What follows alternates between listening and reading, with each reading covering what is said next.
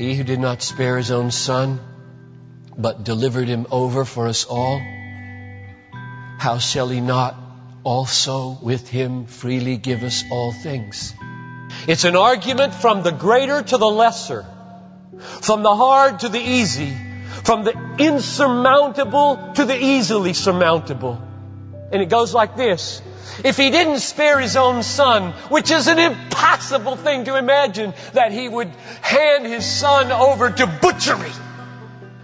If He could overcome the obstacle of His love for His Son and thus kill Him, nothing would stop Him from fulfilling whatever goal He had in doing that. Because that's the hardest thing imaginable for God. What could be harder to imagine for God than to give His Son up to spitting and beating and a crown of thorns and lashes and nails and spear and mocking and rejection and betrayal and abandonment and lying and the burden of the sins of the world? What could be harder for God than to say, I will give my infinitely worthy Son to that kind of horror? Nothing is harder for God to do than that. And Paul's reasoning is, if He could get over that obstacle to our salvation, nothing would stop Him from giving us everything with Him, which is good for us. I wonder if you believe that. He is for you always, in all circumstances, without any exceptions, if you are in Christ.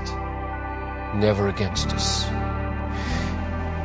None of our sicknesses is a penalty from a God who's against us. None of our broken cars or failed appliances is a punishment from God. None of our marital strife is a sign of His wrath. None of our lost jobs is a penalty for our sin. None of our wayward children is a crack of the whip of God's retribution. What an amazing difference it would make in our lives if we believe this. Look to Jesus. Love the cross. Live in love and fear no more.